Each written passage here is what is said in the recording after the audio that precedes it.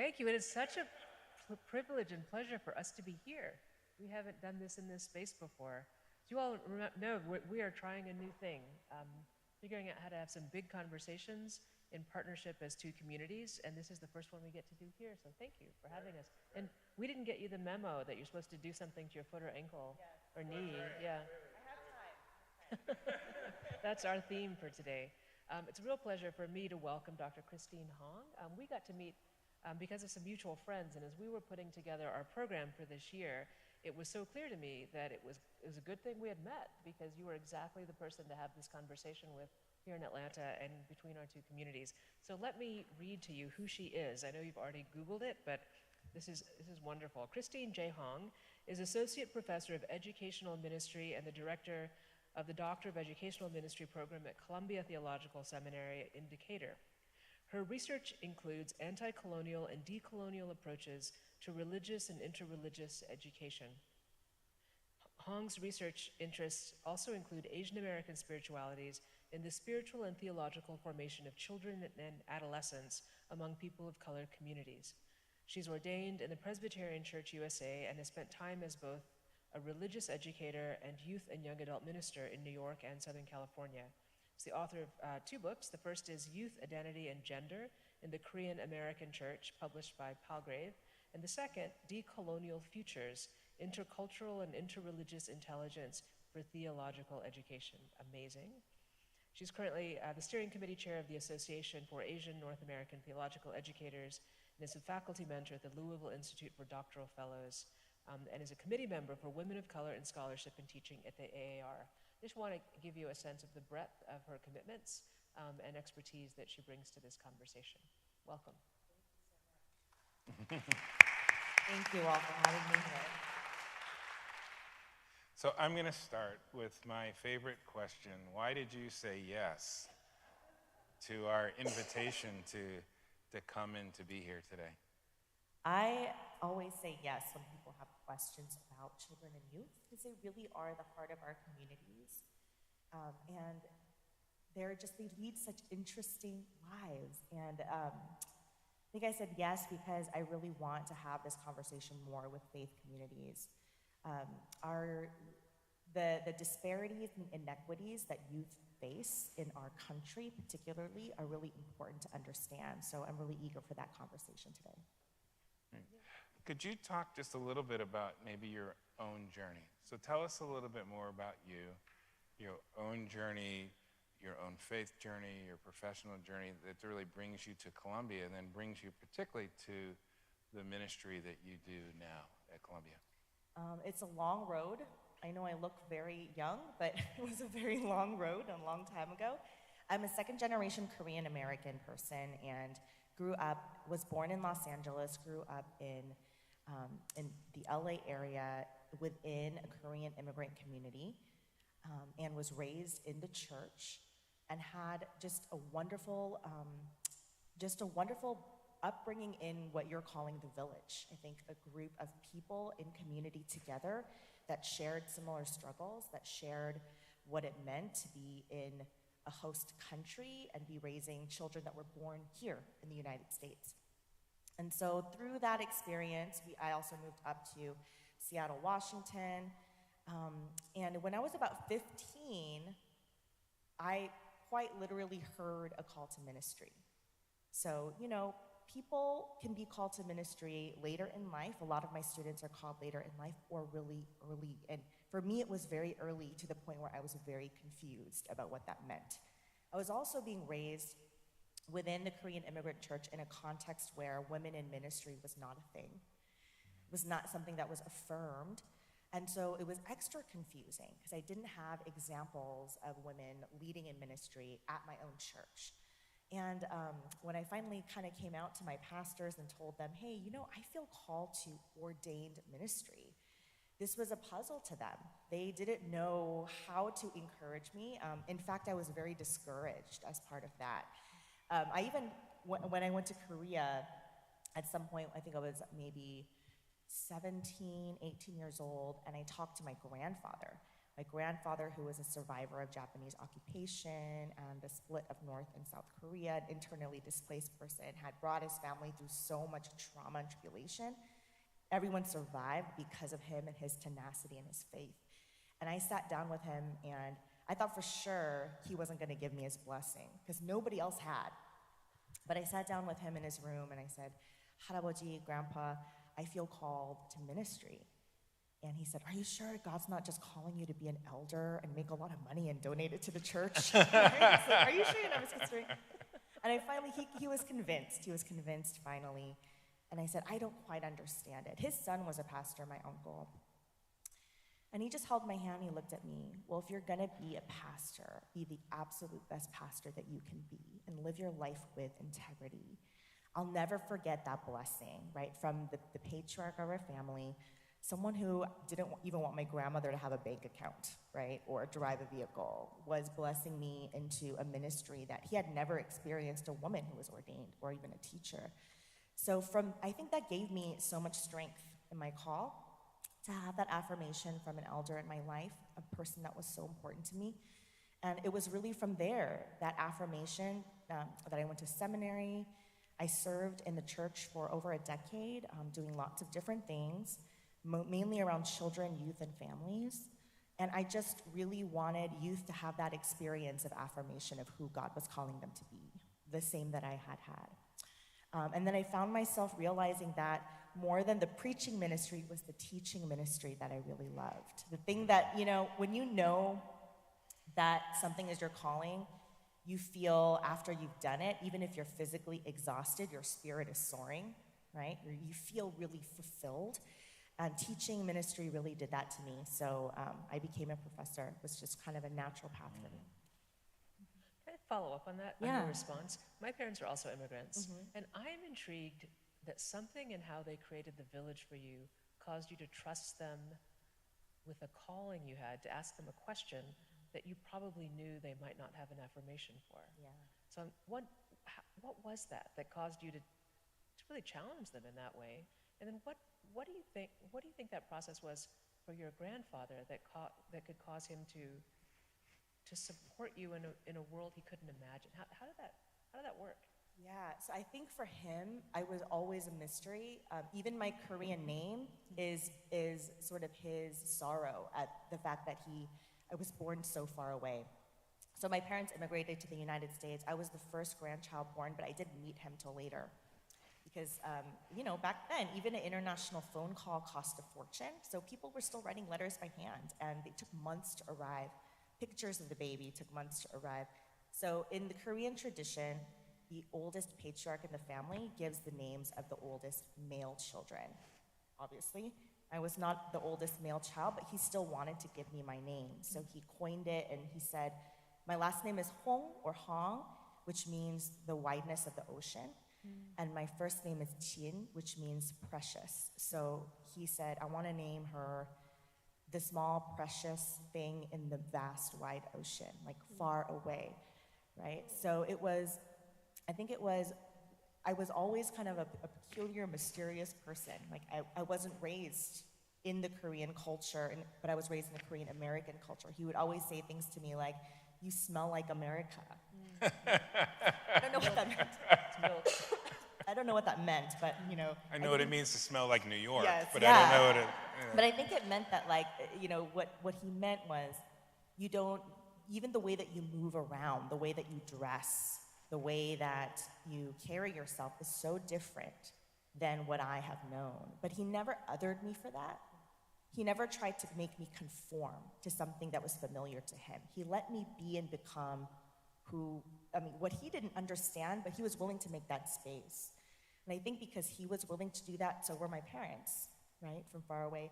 And my parents, they honestly, as immigrants, didn't have time. I was raised by PBS. Mr. Rogers and Sesame Street were my babysitters.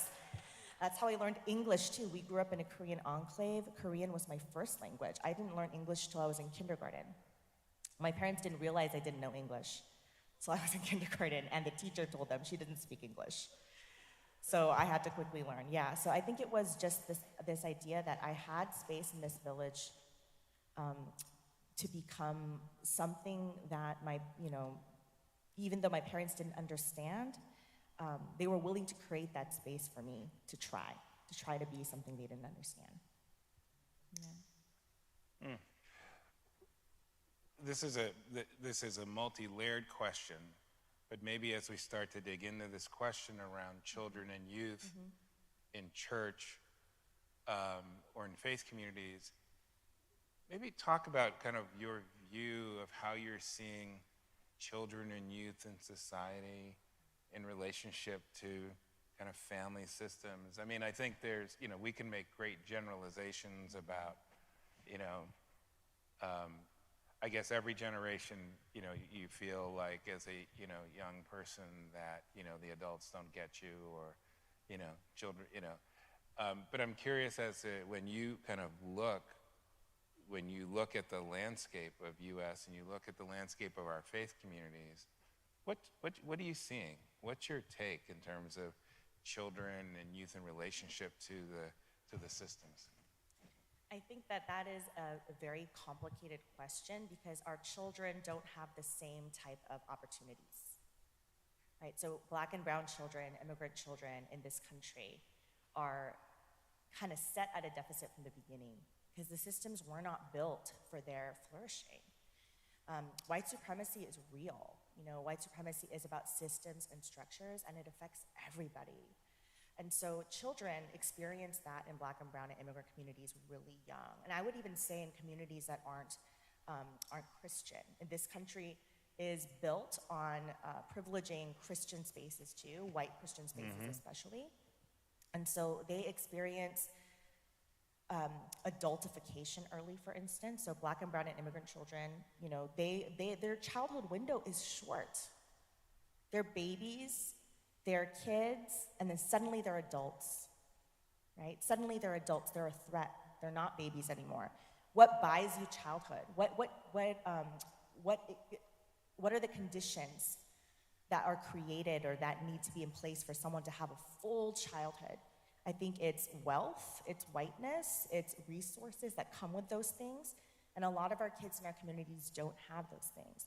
They're perceived as adults way faster, and even in their childhood perceived as threats. And so they're treated that way. And I was in philanthropy for a number of years, and I remember the research that happened around Black boys when they were kind of third and fourth grade. Yeah. And it was that moment when they went from being cute to being a threat. Yes. And there was no in between. No in between. And they're 8, right? So in third grade, you're 8 years old. You're a baby. You're not even double digits as a human being. You've been on this earth 8 years. Yeah. And you're seen as an adult. You're treated that way, right? And not even seen as an adult with dignity. You're seen as an adult through a racist, anti-Black lens. So the deficit of that is horrifying. And children realize that early on in the classroom spaces too. One of the things that we don't realize, I think, in society is that children children are able to internalize bias even before they can speak. So racial bias, gender bias, all of those things are internalized even before they can speak back to us about it, because they're learning through observation. The people that are around them, the images that are available to them, the words that are available to them, they're like sponges and they're taking it all in. So by the time they can speak, they've been formed in so many ways already. And I find that in, especially communities that have a lot of privilege, racial privilege, financial privilege, we don't really think that we need to pay attention to the formation of anti-bias in children or anti-racism in children until they can have a dialogue with us about it. It's too late in many ways by then. They've already formed their opinions about a lot of things by listening to what the grown-ups around them are saying. It seems like that would be, one, it sounds like a huge responsibility, but also a great opportunity in our faith communities to think very intentionally about how we engage children and youth in our families. So how do you even begin to approach that substantively in a parish community? I think in a parish community, one of the things let me just address one of the questions I get a lot from churches of many different, kinds of churches and many different types of, contexts. Churches are declining, we know that, right? This is a phenomenon that's happening all over the country. And the biggest question I always get is, how do we get more youth or young families in our churches? How do we get more children? How do we get more college-age kids, young adults? And the question I always ask back to that question is, why do you want them? Why do you want them there? And a lot of times, the answer is quite simple: to carry on what we've built, to carry on our traditions, to continue to grow our communities of faith, to carry on our beliefs and our values.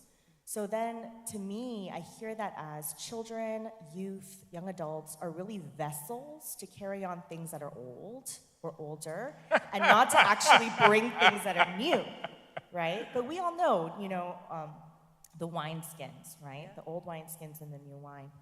And we forget that children, even when they're little, their responsibility or their role in our midst is not just to be raised up. Their role in our midst is also to be members of that village. So when we think about our children, we think about our youth, do we see them as people just on their way to adulthood, right? Like pre-adults? Do we treat them that way, or do we really see them as integral members of the village who are also our co-teachers and learners? I mean, raise your hand if you've ever learned anything from someone younger than you. Something profound, right? Yes, and it changed your life all the time. A mother of 2 really little kids, and I've never felt dumber in my life, right? So they make me feel like I don't know hardly anything. And they have so much wisdom each day. So I think that when we can perceive our young people as being not just people who we need to hurry up and make adults, right? We will benefit from that. And young people know when they're being treated that way. So one question, let me say, that we always ask even our really, really little children, what is it? What do you want to be when you grow up? Think about that question. Think about that question. That question has everything to do with capitalism. What is going to be your productivity and contribution to society? How are you going to make money? What is going to be your professional life? How is a 2-year-old supposed to know that? So even the way in which we think about their future or frame their future for them is very much as, how are you going to be part of the system? It has nothing to do with who they are and their own vocation, their own understanding of the world, their own passion. So how do we reframe our understanding as a church? This question, it's really interesting to think about our orientation to them as pre-adults. I think that's really fascinating, because it then maybe gives us a bit of a window into this question of, so our kids are a little older these days. Ours are 20 and 16. And I remember when they were younger, we would go visit churches. And I was stunned at the number of churches that felt not child-friendly. As much as we would say we want children, it just wasn't. And our kids were, climbing under the pews, and, they were running up and down the aisles, and,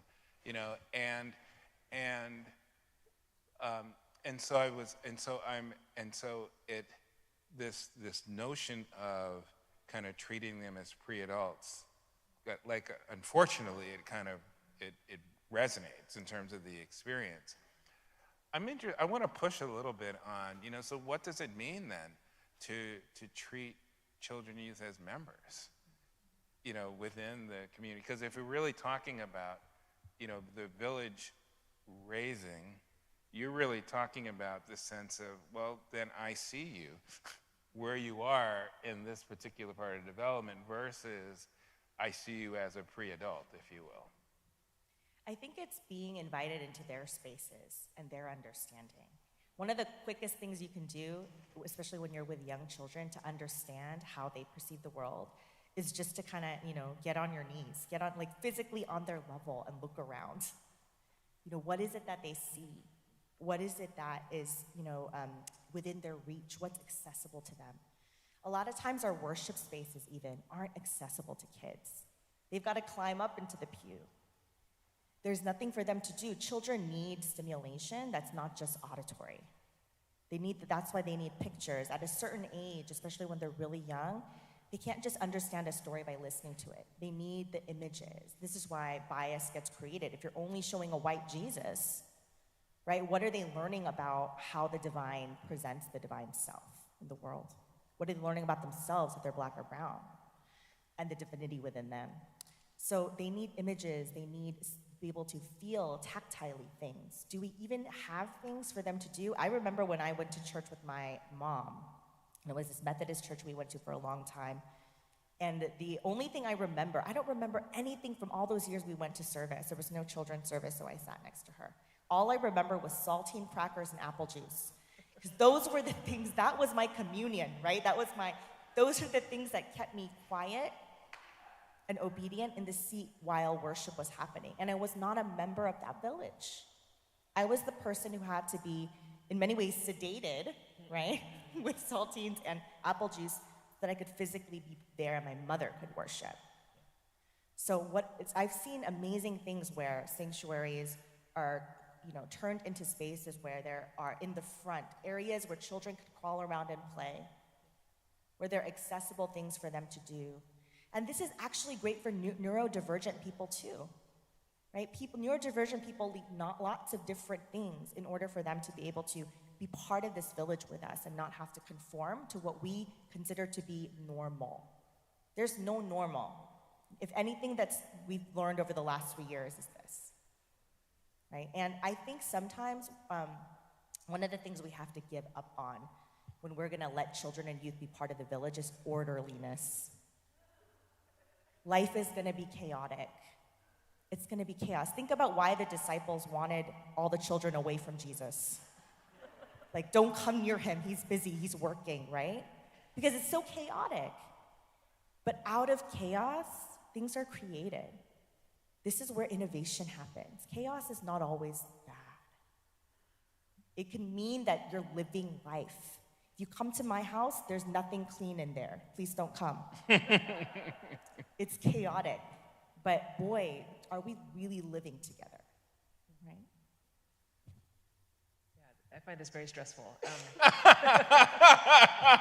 So we have a 9:00 service that is family friendly, as well as it can be our space is very defined, right? So it's physically limited. But some of the kids that came up to be around the altar today were really little. And it was pretty funny because they came up and it was what we want. We want them to be close at where the action is. There are things happening. But this really funny effect that they were so little, they're so short that you couldn't see them. So they were back there doing their thing with Horace. Their parents couldn't see them. Must have been terrifying as a parent. And I could barely see them. But it was actually, it occurred to me, that's actually the point, right? That they're in this mix. But I find it really hard in church to find ways for kids to engage that don't turn into us performing for the people that would like to see that there are kids in church. And not that that's a bad thing, it's a bad desire, but you're right, as opposed to what you're talking about, I'm curious, like how would we do this? But engaging the hard questions we know, the conversations, the questions, the things that we want to invoke out of them as early as possible and be formed by. How do we do that as this community? We are a very orderly community by definition. That's what we do. How does this work in a church? I think especially, I love your question and your insight about the fact that sometimes when we don't know what to do with young people in a space, they're ornaments. So we bring them out, we parade them out during special occasions to sing us songs, to dance for us, lots of different things, right? To look cute. And that isn't children being part of the village, right? That's children playing a role of pre-adults, people who are just kind of being shaped. And we feel good about seeing them that way. We feel good about the way that we've contributed to their formation. I think one of the key ways in which we can theologically form them to be part of the community is let them participate in the very activities at the heart of the church on their own terms. right? Without kind of these restrictions or expectations of how they should be. So I'll give you one example of that.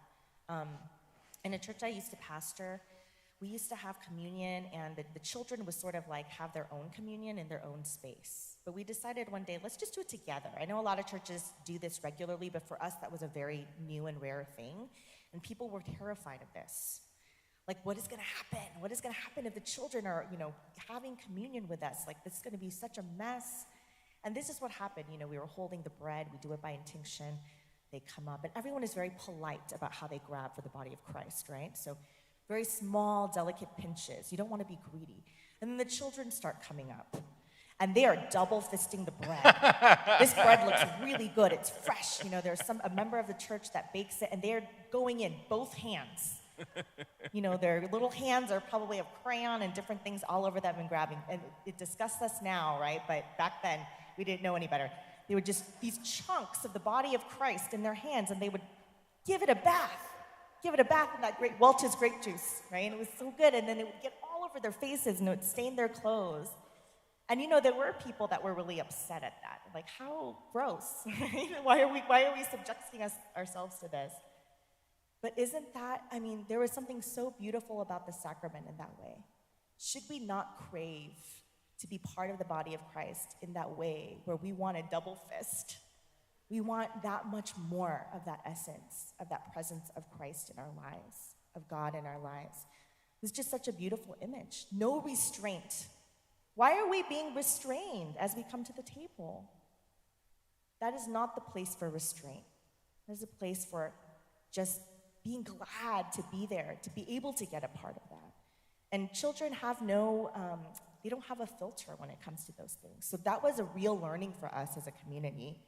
Wow, we've made this table so holy and so sacred that we cannot even be ourselves in front of it. What does it mean to live differently? So, yeah. I love that image of the double-fisted bread,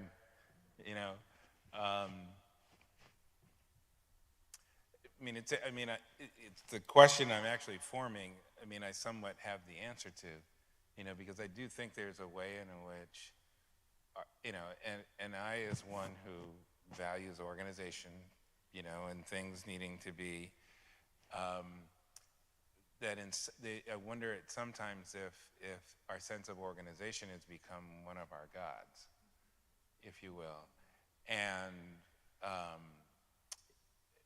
and a willingness to lean into the messiness and the discomfort, which actually might even be a window into what does it mean to really live life, if you will, in terms of the messiness and discomfort, I think, of life.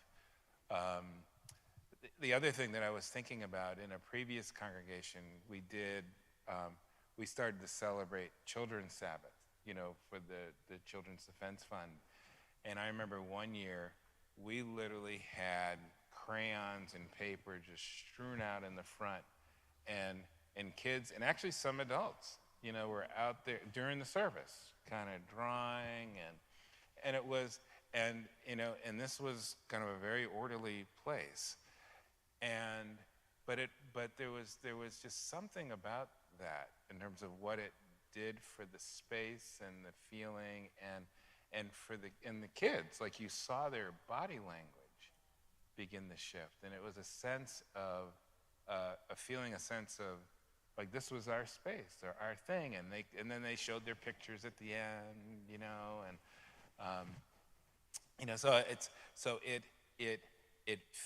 so what you're really talking about is a culture shift. It is a fundamental culture shift for us, and really thinking about, so what is it that, so what do we really worship? And I think it's also addressing why we do it that way, right? Yeah. So I know for me, when I'm studying immigrant communities that are worshiping communities, one of the things that I find in my research is that the adult community within that worshiping community is often using church as this vehicle to salvage the human dignity that they don't have access to outside the church. So there's a lot of downward mobility for new immigrant communities. So you were a doctor or a physician in your home country, but you come here and you can't exercise your medical license. So you do anything that you can do to get by. And so there's that downward mobility takes a toll on people and entire families. So when they come into a church space of people who have experienced similar things, there is a desire to kind of reclaim the things that you've lost, including status, including dignity, including honor, those kind of things. And they play out in our worship spaces. Who gets to do what? Right? Who gets what roles in worship? Or who gets to be revered? Who gets to be the elder, the wisdom keeper, those kind of things. And they affect the children who are also trying to be members of that community because they get gate kept out of those spaces. So this space is for the adults, the grown-ups, to recover the things that they've lost. This space is not for you as children who have everything. So it kind of becomes this internal competition in immigrant communities between the new immigrant adults and then the children that are raised within the home country. And this doesn't just happen in immigrant communities, right? So church becomes a territorial, almost internalized battleground.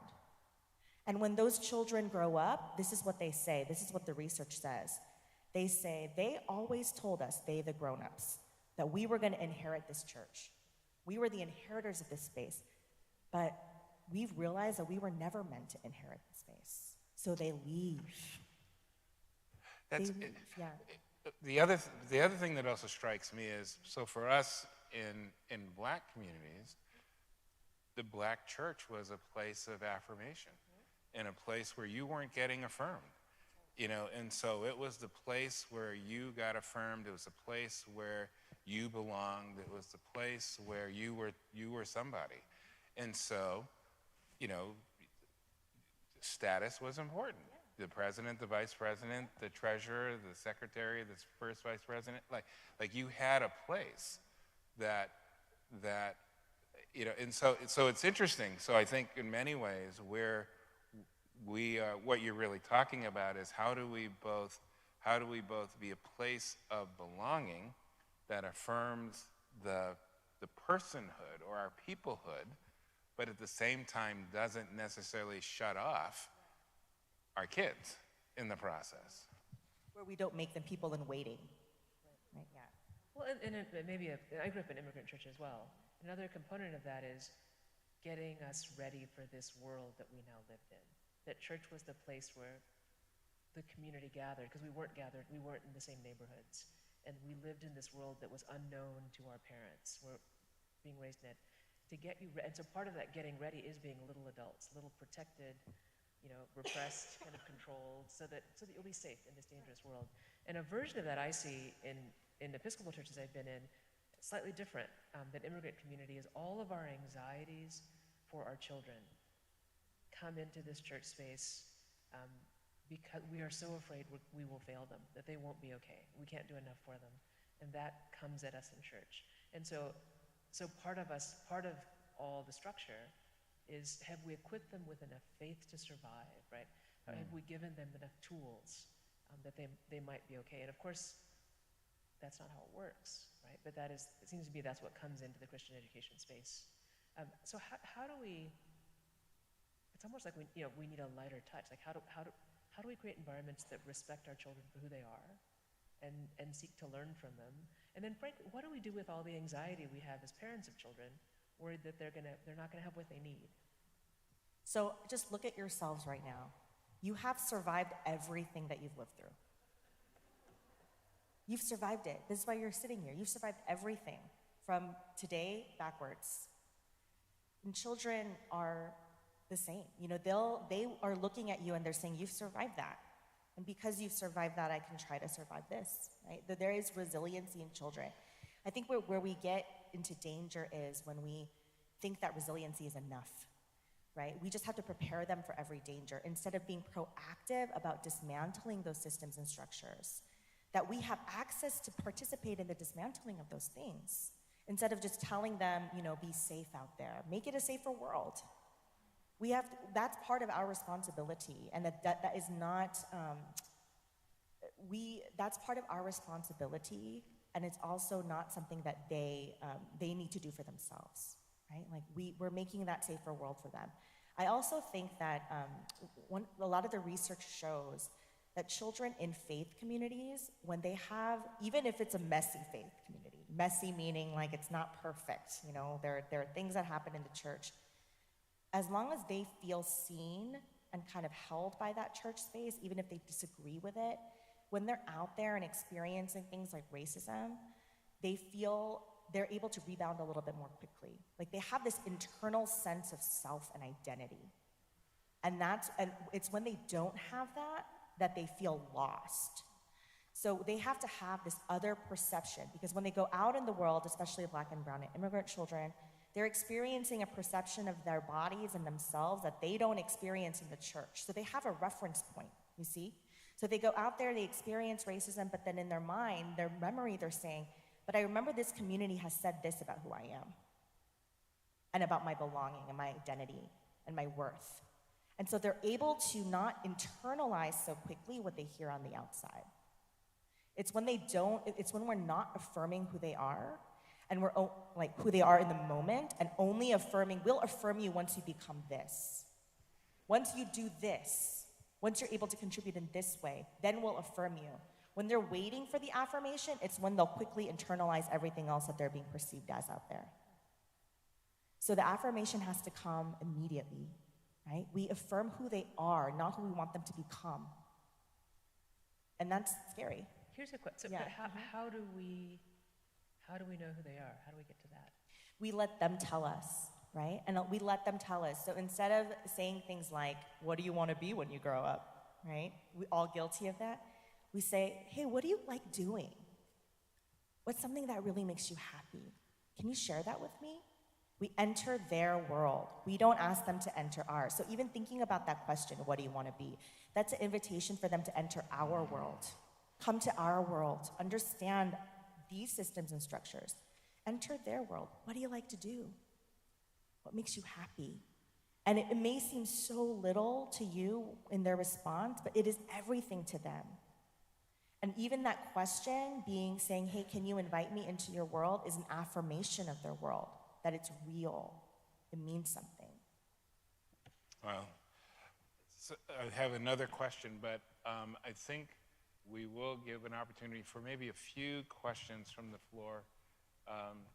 So we'll have a mic that we'll share. So you've talked about this in some of these conversations, but so the role of race in class in this. I remember as a parent when our kids were young, and it was funny. I really struggled personally with, so when do you really talk with your kids about race? And because then you get those that say, that poo-poo. Well, by doing that, we're teaching kids to be race conscious, or to be what is essentially a social construct, But yet the reality of the way that race plays out every day, and so I'm interested as we look at the village, kind of the church village, in the engagement of these questions around race and class, because they're there and they're real. The example I was thinking of is so one of our sons went to a private school in New York and in COVID, and it was really interesting to watch people's Zoom backgrounds where they were. So you see somebody's Zoom background and you see the Hamptons kind of in the back. You see somebody else's Zoom background, it's in a palm tree, like in the back. You see somebody else's Zoom background and they're in an apartment, they're in their New York apartment. Guess who was in the New York apartments? And guess who was in the Hamptons, or was in Florida, or was in another part of the country, you know. And so, I'm just curious just to reflect a little on that, particularly as faith communities. I think it's never too early to have that conversation with kids. And I think one of the things that we have all learned, and Black and brown communities have known this from the beginning, is that whether or not you have those conversations about racism in this country, they're gonna happen. They're gonna happen to your children, right? So I remember one of the first, this is a story I've written about, but it seared into my memory. The first encounter that I had with racism was when I was in kindergarten. I'm sure I encountered more before then, but I don't have a memory of it, but this is the one that stuck with me. My great-grandfather, who was this amazing, amazing person, fled from North Korea, came to the United States with us. He was kind of my caregiver in the morning when my parents went to work, and he would walk me to the public bus stop, and then we would take the public bus to this little nursery school, or this kindergarten. And he would walk me every day, and he would tell me all these stories. He was so amazing. He would sing songs, the most gregarious and charming person. I just remember feeling like he was a giant. He really was. He was like 6'6", just unheard of for men in his generation. And I remember one day we walked to the bus, and the bus driver, who was a white man, I do remember this, because this is my first memory of like racializing somebody, and he wouldn't open the door. And he yelled out, "No," and they used the C word, no on the bus. And I never heard that word before to refer to like me, people that look like me. And I remember watching my grandfather like knock on the door. Like I couldn't go to school if we didn't get on this bus. And he yelled it again, "No, on the bus." And he drove away. And I remember in slow motion watching my grandfather's very broad shoulders just droop in a way I've never seen. And he silently walked me back home. I had never walked in silence with my great-grandfather before. And something, I recognized something. This man behind this bus driver's seat had stolen something from this grown-up in my life right before my eyes with one word. And it was devastating to me, and I didn't understand how somebody I didn't know and that he didn't know could do that, and how this person had that much power over us. I was 5. My parents didn't know how to talk to me about racism because they were just trying to survive. They didn't have time. They also were just experiencing it themselves and didn't know how to articulate what that meant for all of us. This is a man that had survived war. And this bus driver stole something from him that day, stole something from me. We have to talk about this with our kids really, really early on, because whether we know it or not, they are experiencing or they're practicing it. White children especially need to learn about it early on. They need to understand what whiteness is. It's not just the color of your skin, it's a system. Mm-hmm. So I just feel really intensely about that. It's never too early. Have those conversations gently. But especially if you're a white caregiver, a white parent, white grandparent, have those conversations, because Black and brown and immigrant parents are having to have them for the daily survival of their families every day. And it's not just our responsibilities. Mm-hmm. Mm-hmm. So we'll take a few questions, because we're committed to be done on time today. If you have a question, just kind of raise your hand. We'll come to you with a microphone.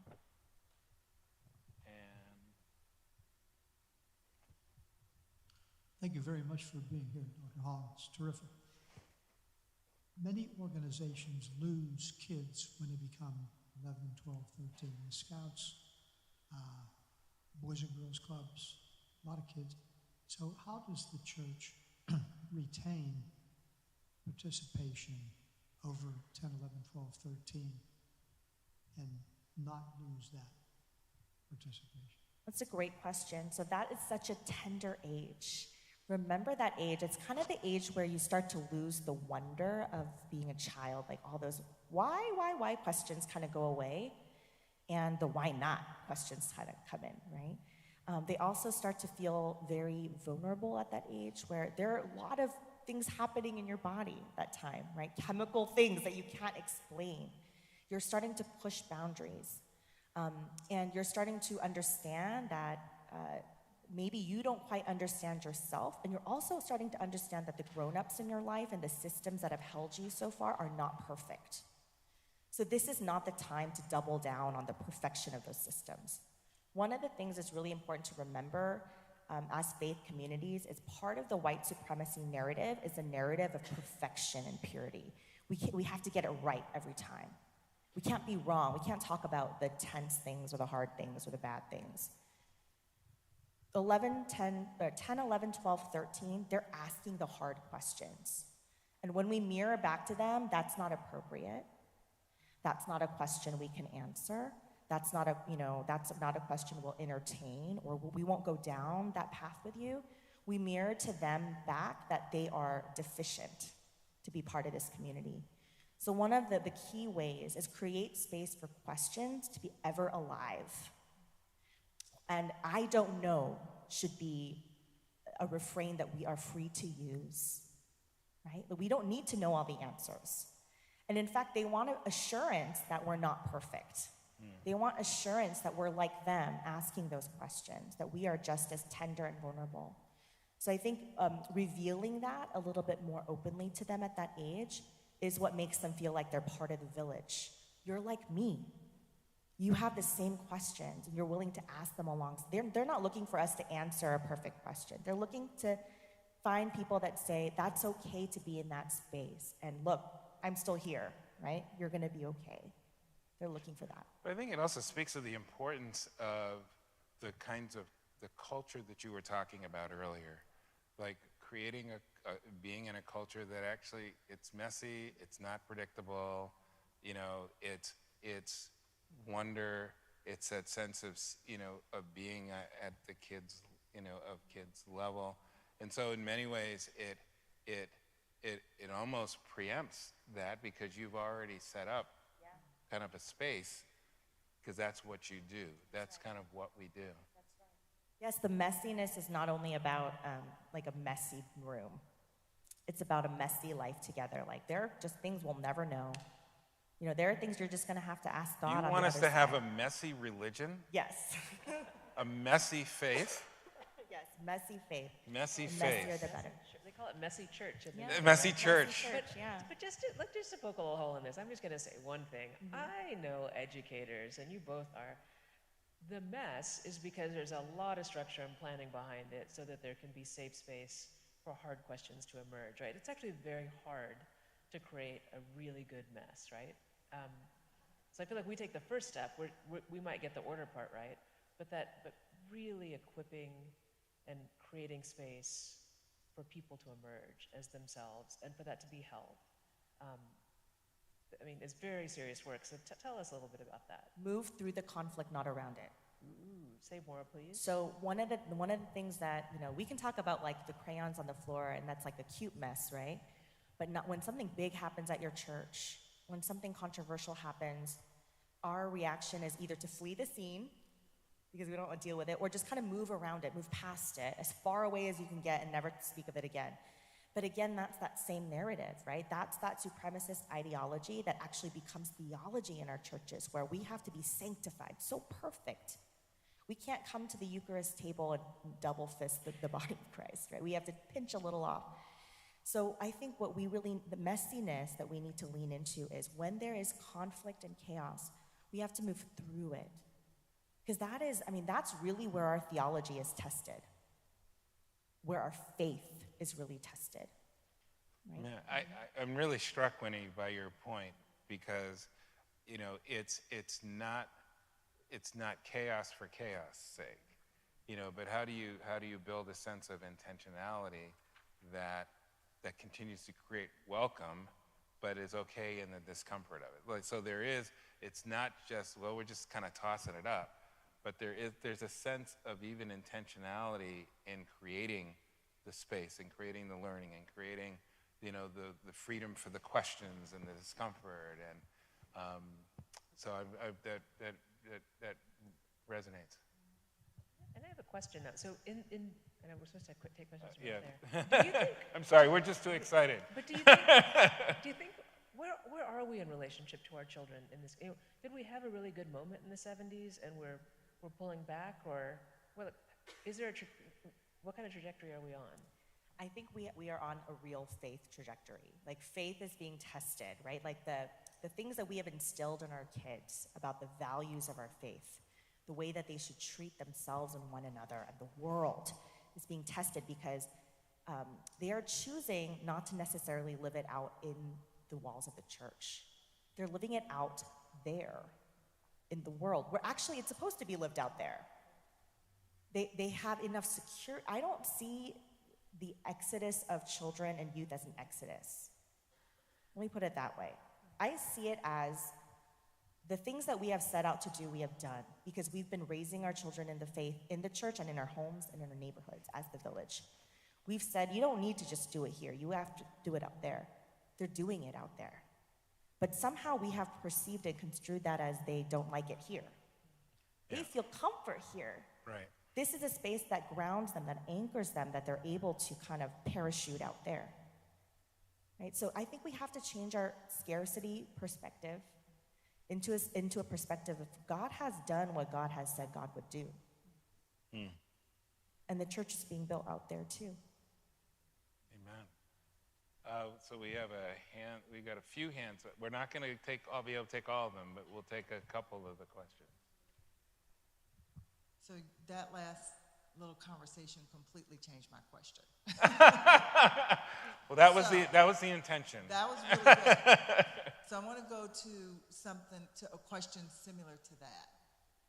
And that is that I agree with you. We have many, I'll talk about my own family, nieces and nephews who were what we call raised in the church, and who now don't go to church. And for me, I do feel a sense of fear for them. Yeah. So talk to me about that. Why shouldn't I feel a sense of fear? I mean, literally, I feel fear because I know what the church can do for our lives. Yes. So first, I want to validate that fear. It is very real. It is very real because we have found the church space to be a place of comfort and healing and mending for us, of love that we don't experience out there. I really think this response to not return to church space is not necessarily a rejection of this particular space. I think, or even a rejection of God in their lives. It is kind of a response that is also saying, but God is also out there. And so the things that I've learned in here about God, being my God out there and in here, I'm gonna try those things. I wanna see God out there in the world. I wanna practice the things I've learned in here, out in the world. And a lot of times we don't get to see that in action because we're not there, right? If they come to church, we might be able to see it, but we're not able to see it. And this is where the faith piece comes in. I think those of us who are still remaining in the church, we need to have faith that we are only participants in what God is already doing in the lives of young people in our churches. And when I say in our churches, I don't just mean in the walls, in our church and the world. God is already doing something with them, through them. We are participating. We have faithfully done the things that we have done, hopefully, lived into that vocation. We need to have faith that God continues to do, the Spirit continues to do the work that we cannot see. And that's real hard. I want to acknowledge that. So we're going to take two more questions.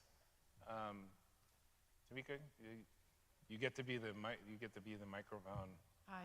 decision Thank you maker. very much. This is a wonderful conversation. Can you talk a little bit about youth having leadership roles in the church, like formal leadership roles on the vestry, on boards, as opposed to, when you talk about bringing them into the family, Thanks. And hearing more about where they're coming from. Sure. I think it's important that youth have visible leadership roles, but also behind the scenes, that they get to plan worship, not just on special occasions, because they know what's accessible for them. We don't remember. Not a lot of us remember, at least, right? So they know what's accessible for them, what feels the most organic and natural for them to do. Ask them what they want to do. And if they say there's nothing I want to do, then this is the next question. Ask them what they'd like to change. Because when they say, well, there's nothing I really want to do here, it's because they don't see themselves doing those roles. They don't feel like those roles were built for them. They're built for the pre-adults, the people who are practicing adulthood. They're not just practicing adulthood, right? They're youth. So ask them, okay, well, if there's not something you want to do here, what could we do? What could we do? And make small incremental changes. It doesn't have to be a scary big change. It can be small things, but affirming what they're telling us, then putting them into practice, giving them space to mess up, that's really important. Giving them space. I've had, sometimes like kids will volunteer to read passages, but they can't really read, right? They're still learning, but that's what they want to do. So instead of saying, no, you can't really read, so it's gonna take 10 minutes to get through the scripture, work with them, right? Work with them. The willingness is what we want. And so being able to adjust the things that we have put on our agenda that are immovable and make them movable for the youth and for children. One more question.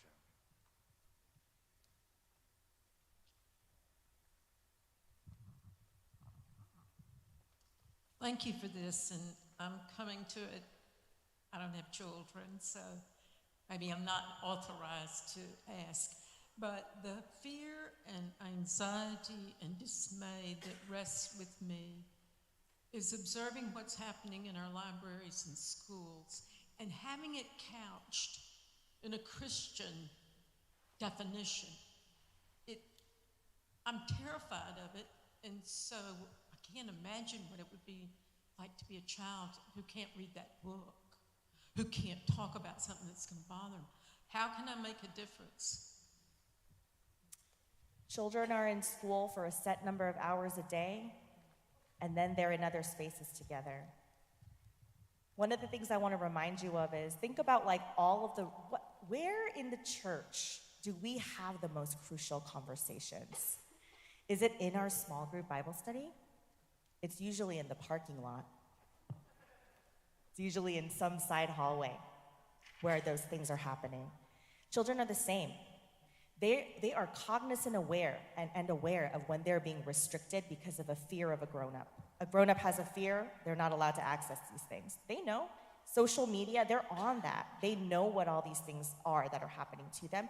They will find spaces to have those conversations with each other. We need to make sure that we're having those conversations too. Instead of just kind of being frozen in our own fear of what is happening to them, actively participate in dismantling those things at home. So I know you say like you don't have children and so you're not qualified, but this is what I really believe in a village, is that you're somebody's grown up no matter what. You're somebody's grown up no matter. You do not have to be a caregiver by blood. You can be a caregiver by love. Children will choose their own families in many ways. Yeah, so be that grown-up for someone. Have those conversations. Say, I'm really afraid that you're never gonna get to read this really important book. And this is why. Explain that fear.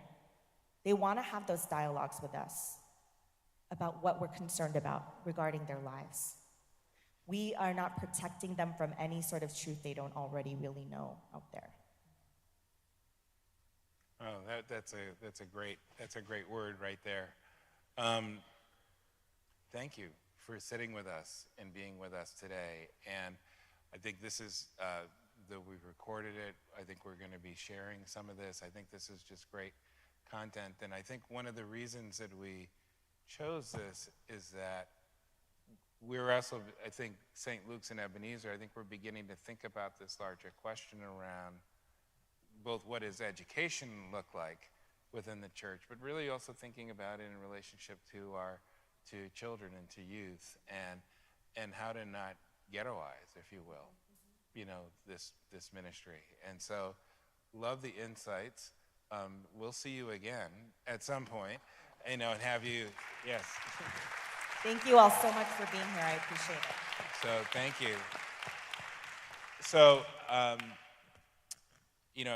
as Reverend Winnie and I, had said earlier, I think we're trying some new things this year, and I know when we originally conceived of this, we had this idea at Leaders Ebenezer. It's like, okay, we'll have the 11 o'clock service, and then at 1 o'clock we'll be together. And then we realized, oh, we're not doing our 11 o'clock service live. And so I want to say thank you folks to the Ebenezer folks who came back, to be with us. I want to thank the St. Luke's folks that are with us. Quality content here, and in terms of the conversations. And we're going to look forward to November with Dr. Will Gaffney, who will be with us. And it will be an interesting time because we will be just after the election. The Sunday after. The Sunday after the election. And so, and we'll be here. And somebody else will be sitting in this seat that day, hopefully. Pardon? Oh, we will do that, yes. And so I think that should be a pretty yeasty experience.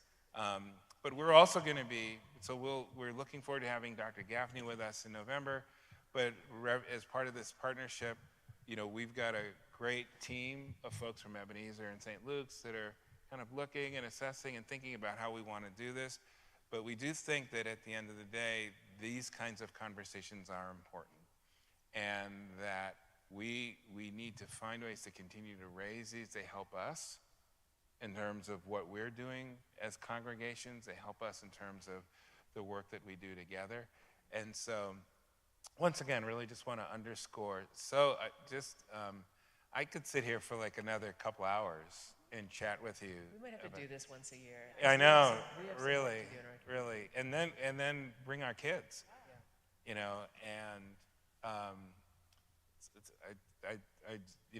this process of the adultification of our kids. I mean, like there's just a lot of gems in this, I think, that are really gonna, stick with us, and I think will challenge us in terms of the work that we do. I want to especially thank those of you who are with us online. I know a number of you who said you weren't going to be here in person, but you're going to be tuning in online. Well, we're glad that you are with us, glad that you are here, and look forward that you will be continue to be part of the Ebenezer and St. Luke's Everywhere community in the work that we do.